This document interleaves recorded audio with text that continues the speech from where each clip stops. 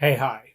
My name is Jerry Wise, and for over 45 years, I've helped thousands of clients from narcissistic, dysfunctional, alcoholic, and emotionally immature families get unstuck, heal, and get their family of origin out of them.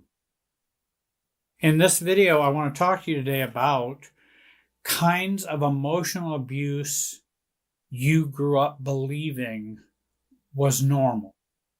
When we grow up in very dysfunctional families, such as narcissistic families, abusive families, chemically dependent families, borderline families, sociopathic families, when we grow up with families that have real problems, that are difficulties, we then end up believing the abuse is a normal way to live. Number one, verbal abuse.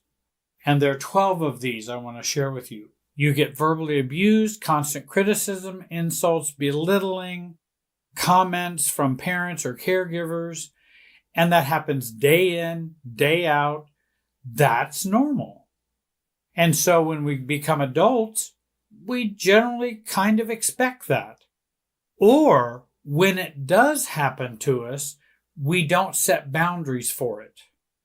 We simply accept it as that's how some people behave, just like in my family. And we don't set up boundaries. We don't resist it. We just don't like it. But we see it as normal or something that just people do. Number two, gaslighting.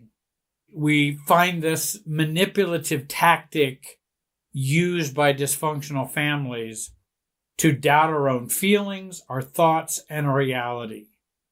Narcissists and very dysfunctional parents will use that, or other family members, even siblings, will use that so that we will doubt ourselves.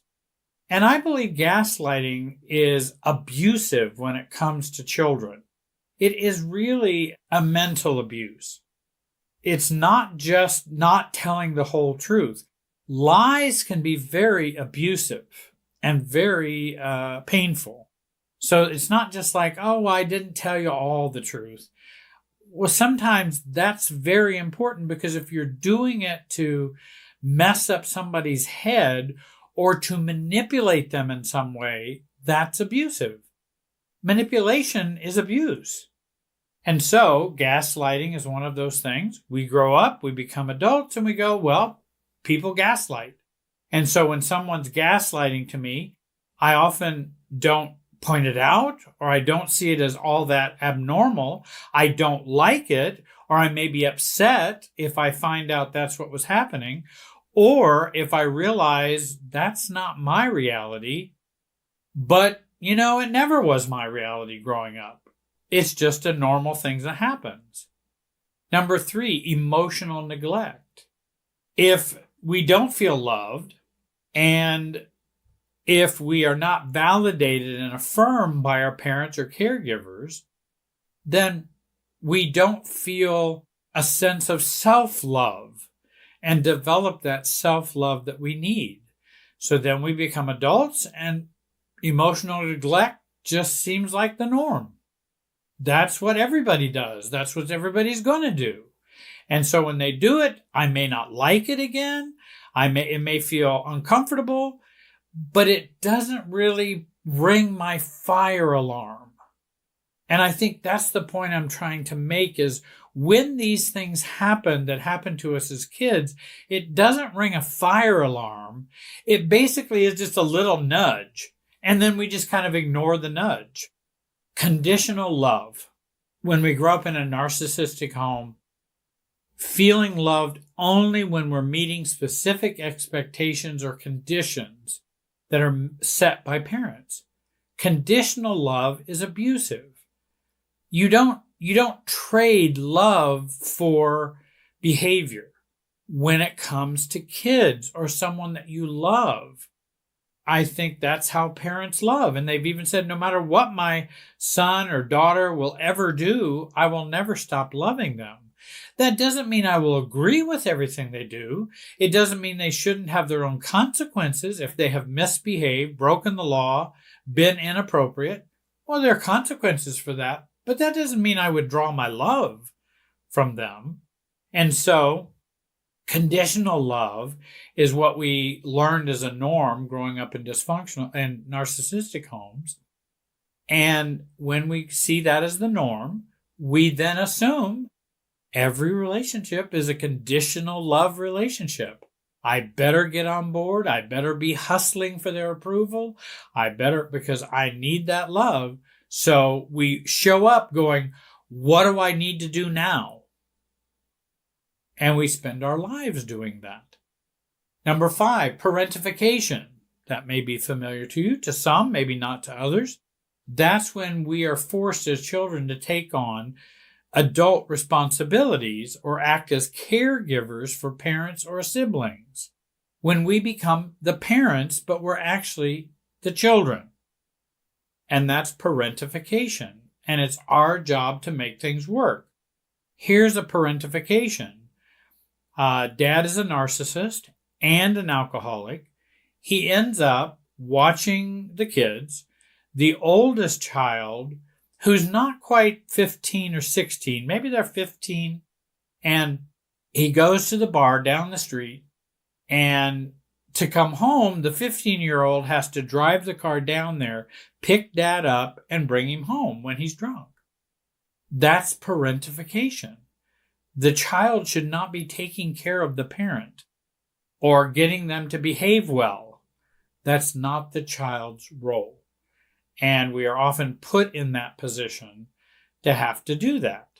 And then as adults, we believe that's normal. Well, I should just take care of everybody, even if they should be taking care of themselves. We don't see that. And so that, again, when someone's not taking care of themselves, we don't see that they're not taking care of themselves. We see that as an invitation for us to overfunction. That's what parentification will do for us when we're adults. Number 6, scapegoating. Being blamed for the family problems or conflicts, regardless of actual responsibility. If we grew up in a narcissistic home and we've been scapegoated, and you can be scapegoated in all kinds of different homes, the blame and responsibility will always fall to you because the family cannot handle that, cannot deal with that. So they must find a receptacle or a place to put their pain, their irresponsibility, their bad behavior, their ugly thoughts and feelings somewhere. It goes to the scapegoat. So then we grow up and become adults and we assume we should be the receptacle for everybody. Well, I'm a scapegoat-like person. That's my role. So y'all come and just scapegoat me. And again, it doesn't set off a fire alarm. It only just kind of nudges us a little bit. And we go, oh, I don't like that. But it's normal. And again, that's my whole point, is this feeling so normal. Number 7, the silent treatment. Receiving no communication or affection as a form of punishment. And again, I don't believe going no contact is silent treatment because you're not wishing to punish anyone and you're not using a withdrawal of communication to punish someone. If we go no contact or low contact, there are other adult, mature reasons why we're doing that. But the silent treatment, we believe we should just get punished. And that's the way some people will punish us. So we grow up, marry someone who might have similar dysfunctions, and so they will do the silent treatment with us. We hate it. It drives us crazy, but we believe that's normal. That's just how people do things, as they did in my family of origin growing up. That I don't like it, and I wish they'd stop it, but, that's what people do, and that's what people do to me, and it seems normal. Number 8, emotional manipulation. Parents using guilt, shame, threats to control the child's behavior. That's pretty self-explanatory. Emotional manipulation. Then we get to be adults and we find we are being emotionally manipulated by about everybody we know. Our friends, our partners, our boyfriends, girlfriends, spouses. Everybody does that. And so it, again, just seems normal. No fire alarm. Just, this is what happens. And I don't like it and I wish it would stop. But it doesn't seem to stop. Number 9, isolation. Being kept away from peers, social activities, limiting social development. If we grew up with isolation, no, you can't go play with so-and-so. That family's really a really negative family. And again, it may be a narcissistic parent who's worried about you getting or them sharing influence with another healthier family. And they don't want that. They don't want that competition. Narcissists don't like competition. So we'll just keep you here at home. If you're going to be with friends, you have to be with friends over here. And no, I don't want you going, other places or staying overnight somewhere or, again, I don't want you to have that experience. You need to be doing our family and the way we do things. And so it limits our peer experiences and our social learning and activities. Then we become adults, and guess what? We feel like we're always living in isolation. Social activities may be hard to come by. Our social development may be difficult, or we have difficulty in our social interactions from that isolation we may have been forced into as kids. Number 10, enmeshment. And that's an abuse of sharing the self. And again, silent treatment's abuse, emotional manipulation's abuse, isolation is abuse, enmeshment is an abuse. It's a sharing of the self. We share a self with the narcissist. And it's unseen, it's insidious, and it's a strong pressure that we feel. It is an unconscious denial by them of your self. It's their unconscious denial by them of your own self. You have to share a self.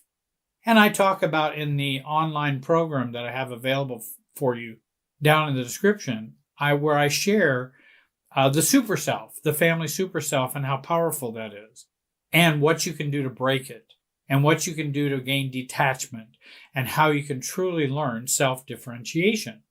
Number 11, we are forced to be extensions of them. And that's the saying, I am me and you are me. You are me and I am me. The healthy statement is, you are you and I am me. They are them, I am me.